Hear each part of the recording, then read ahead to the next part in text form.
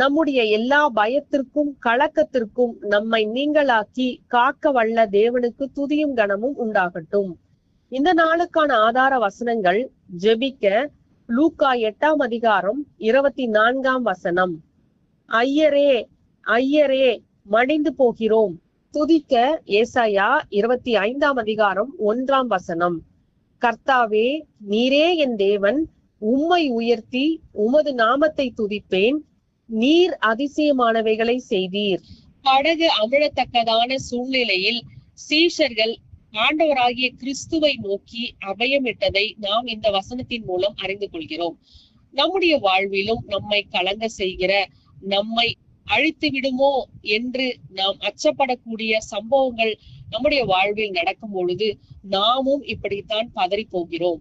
ஆனால் சீஷர்களோடு இருந்த இயேசு கிறிஸ்து நம்மோடும் இருக்கிறார் என்பதை நாம் மறவாமல் அந்த உணர்வோடு கர்த்தர் நம் பட்சத்தில் இருந்து நமக்காக செயலாற்றுவார் என்ற விசுவாசத்தோடு இந்த நாளில் நாம் கர்த்தரை நோக்கி ஜெபிக்கலாம்.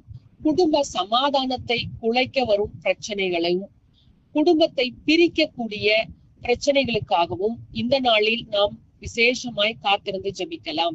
இது கடைசி காலமாய் இருக்கின்றபடியால் பிசாசானவன் குடும்ப சமாதானத்தின் மேல் குறிவைத்து பெற்றோரையும் பிள்ளைகளையும் பிரித்து வருகிறான். மேலும் கணவன் மனைவிக்குள்ள ஐக்கியத்தையும் கெடுத்து வருகிறான்.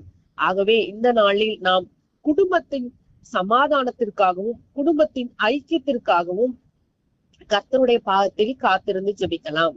துதிக்க வேண்டியது, கர்த்தர் நம்முடைய தேவனாய் இருக்கின்றபடியால் அவரை நம்பி அவருக்காக காத்திருக்கிற நமக்காக கர்த்தர் பெரிய காரியங்களை செய்து நம்முடைய வாழ்வில் அதிசயங்களை விளங்க பண்ணுகிற நல்ல தேவனாய் இருக்கின்றபடியால் நாம் இன்று அவரை மனதார நன்றியோடு ஸ்தோத்திரிக்கலாம்.